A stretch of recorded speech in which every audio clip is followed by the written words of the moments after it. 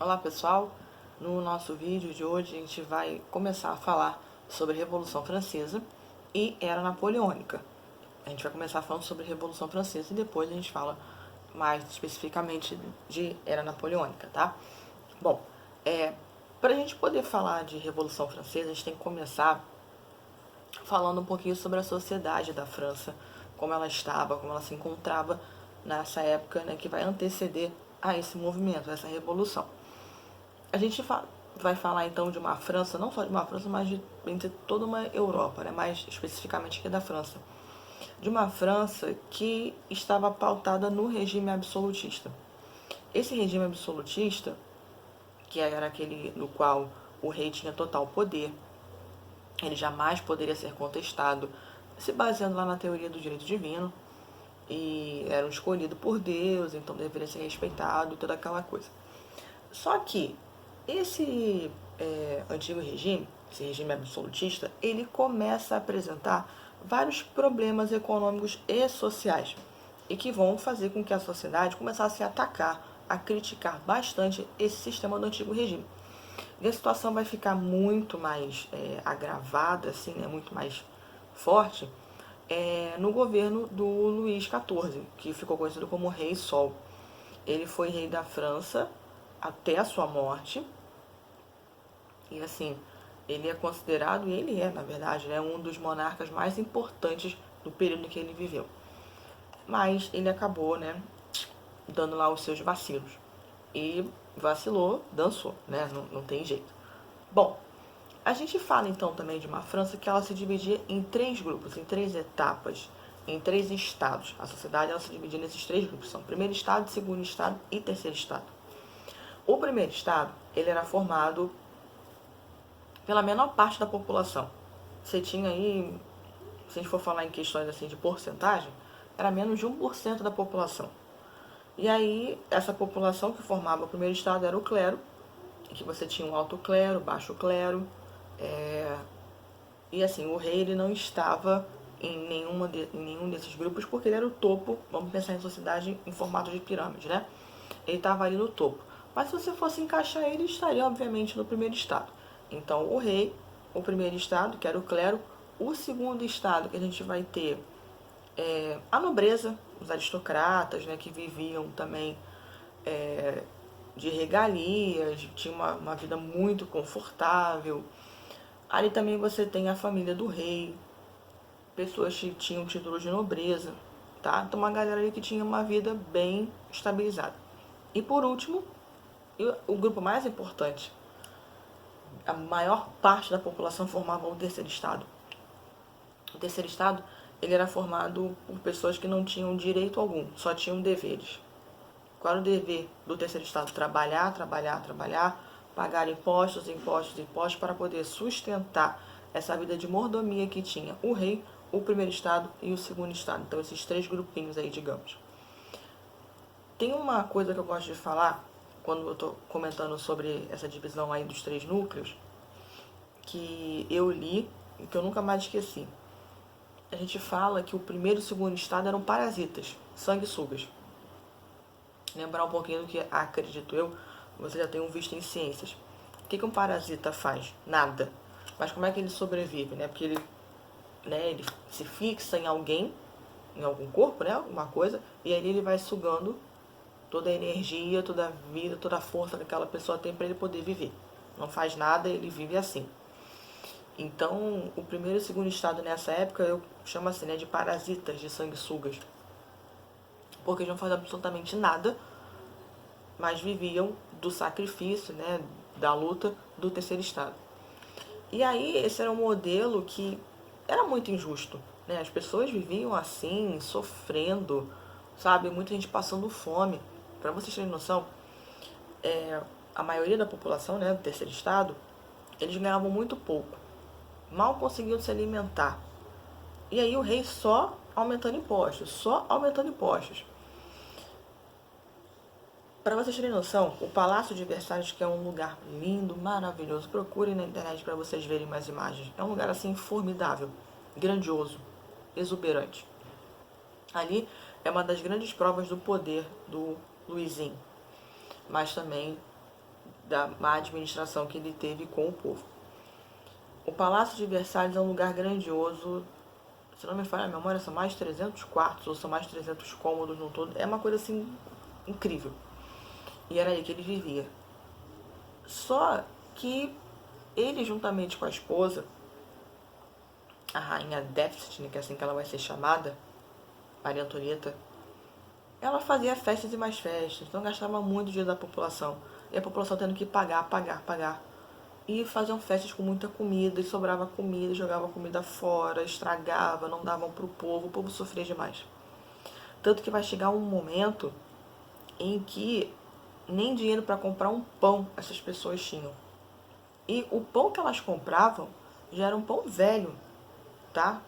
Um pão de, sei lá, 5, 6, 7 dias. Duro, horroroso, mal dava, sabe? Mas era o que eles conseguiam comprar. Então vai chegar um momento que nem isso eles vão conseguir comprar, tá? Mas antes da gente chegar nesse ponto aí, né, que eu já me antecipei um pouco. Então vários fatores econômicos e políticos vão fazer com que o terceiro estado comece a pressionar a coroa francesa. Esses problemas, né, vão mostrar o desgaste, né, a fragilidade do antigo regime na França, e isso vai acabar levando à Revolução Francesa, que vai acontecer no ano de 1789.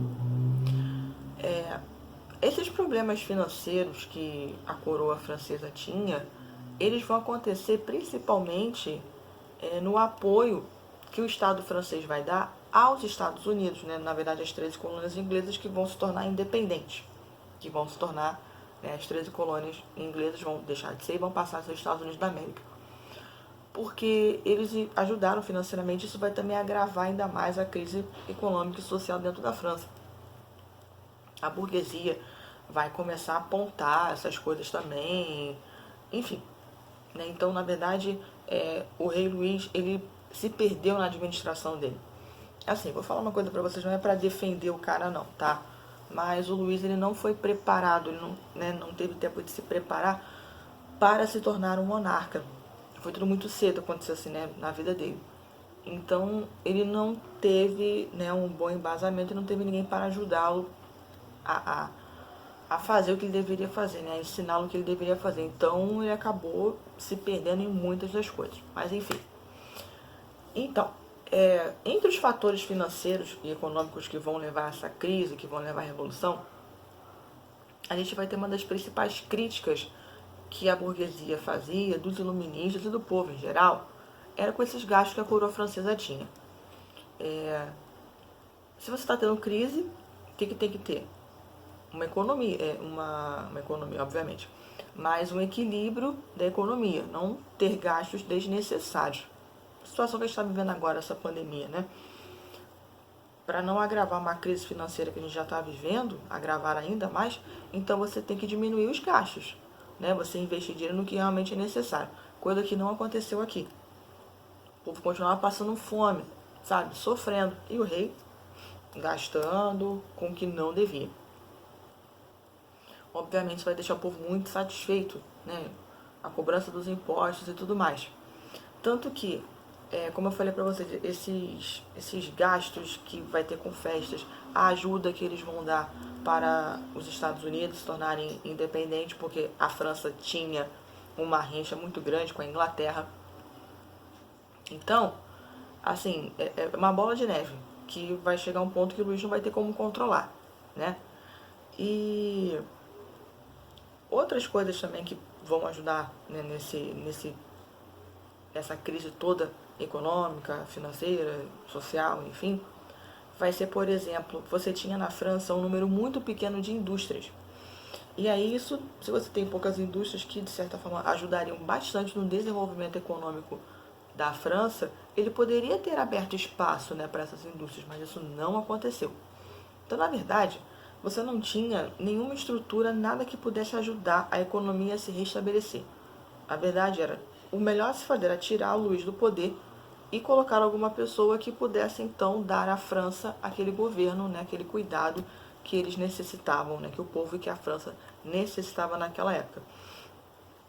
A França tinha uma produção agrícola muito grande, mas com o aumento da população, você vai ter uma crise na produção também agrícola, e o frio também, que acabava com as plantações. a produção, nessa produção agrícola, ela não acompanhou o crescimento da população. Então, cara, foi uma coisa assim bem... Foi um baque muito grande e que mexeu muito com a estrutura da França. E a gente também pode falar dos pontos políticos, né, que vão afetar, que é essa questão do parlamento, o parlamento que tinha certa autonomia na elaboração de leis e tudo mais. O rei, na verdade, ele se aproveita também disso, ele vai indicar pessoas da sua confiança para os cargos, seja eram os cargos no campo da legislação, então assim, legislativos, judiciários, eram todos indicados pelo rei. E aí, claro, né, pessoas do clero e da nobreza, né, as pessoas ficavam ao lado dele. Então isso também vai fragilizar ainda mais o governo do Luizinho. Então, aos poucos, o terceiro estado, ele aumentou demais a pressão, essa crise vai sair do controle dele, e além da influência também do iluminismo, que eu ainda não falei para vocês, né? O iluminismo ele vai influenciar muito esse movimento, vai influenciar muito a Revolução Francesa. Então, os parlamentares começaram a questionar e pressionar o rei, contestando esse regime monárquico, que, né, absolutista, e defendendo as limitações do poder do rei. Mas olha só, você com esse teu poder aí, né, absoluto, você não está fazendo nada, né, no final das contas, que pudesse favorecer a população. Então ele começa a ser questionado, a ser contestado. E aí o que vai acontecer para estourar de vez a revolução? Todos esses fatores econômicos e políticos que eu comentei para vocês influenciaram sim a Revolução Francesa. Só que o motivo que determinou para para que a revolução explodisse foi uma tentativa, né, que ele tentou fazer uma reforma fiscal dentro da França. Essa reforma ela consistia em quê? Na igualdade de impostos para toda a sociedade francesa. Então, nobres, burgueses, trabalhadores, enfim, todo mundo tem que pagar o mesmo valor. Só que os parlamentares reagiram contra essa medida da coroa francesa e acusaram ele de estar tomando uma medida abusiva. E não aprovaram. Então, começou então a ser defendida a ideia de criar um termo que a gente chama assim de Estados Gerais. É uma assembleia que seria composta no primeiro momento pelo primeiro, segundo e terceiro estado, para que então eles pudessem decidir a aprovação ou não dessa nova norma aí que o rei Luís queria. A coroa francesa obviamente não vai concordar, né, com esses estados gerais, e Luís ele então vai instalar o que a gente chama de leito de justiça.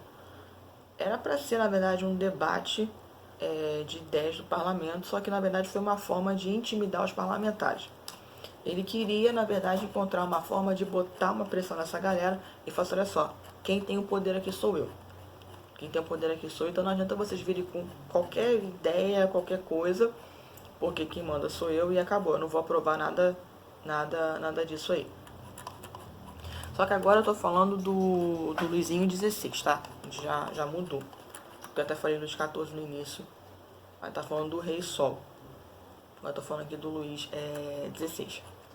Bom, e aí, minha gente, com essa pressão, né, já que a coroa não vai concordar, você vai ter então uma grande crise e brigas que vão começar a acontecer entre o parlamento e entre o rei, por conta disso.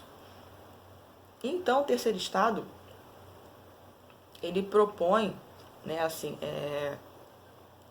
na verdade, não é nem o terceiro estado, desculpa. Na verdade, o rei Luís, ele vai decretar uma diminuição da participação dos parlamentares. Só que o terceiro estado era o grupo que tinha o maior número de participantes. Então, se você restringe isso ia prejudicar, né, a participação deles nessas decisões. Porque era assim, tinha o primeiro, segundo e terceiro estado e era sempre o primeiro e segundo estado votavam, né, a favor deles. E o terceiro estado ficava sempre lá, eram 3 votos apenas, né, era voto por grupo. E aí, nesse voto por grupo, eles não tinham nenhuma vantagem. Porque o primeiro e o segundo estado votavam, né, entre eles, Tipo assim, vamos votar dessa vez no primeiro estado. Então, o primeiro e segundo estado votava no primeiro estado 2 votos. E o terceiro estado ficaria só com 1 voto, sempre vencido. Então, vai ser proposto que não fosse voto por grupo, mas sim por cabeça. Então, cada integrante pudesse votar. Obviamente que aí o terceiro estado ia ganhar, né, de lavada. Bom, aí a gente vai ter, então, eleições nessa época, só que vão ser eleições que vão acontecer de forma indireta. Os parlamentares na França, lá do século já XVIII, eles eram eleitos assim, como delegados em que eles poderiam votar para eleger os seus parlamentares. Só que, como eu falei para vocês, era apenas esse voto por grupo, não por pessoa. E aí, o terceiro estado ele vai conseguir que seja tudo isso modificado, vai ser o voto agora por cabeça e não por grupo. Dessa forma, então, esses membros eleitos vão deixar de fora o povo, mas isso ainda os membros da alta burguesia, tá? A alta burguesia nunca vai deixar o terceiro estado, né, ter destaque, ter reconhecimento. Só que assim, esses 3 estados então vão elaborar um documento que vai defender a liberdade individual e também coletiva, bem como a propriedade privada. E vão também questionar os privilégios que o clero tinha, que a nobreza tinha e tudo mais. Então, essas são as bases da Revolução Francesa que vão se consolidar para que possa então acontecer. Bom, com essa questão toda então, a Revolução então, ela vai se estruturar e vai faltar pouco para ela acontecer. Mas essa parte então eu deixo para o próximo vídeo, tá bom? Então a gente para por aqui e na semana que vem, né, no próximo vídeo, eu continuo essa historinha para vocês verem como é que vai ficar essa situação, como é que vai acontecer a revolução e tudo mais, tá bom? Beijo e até a próxima.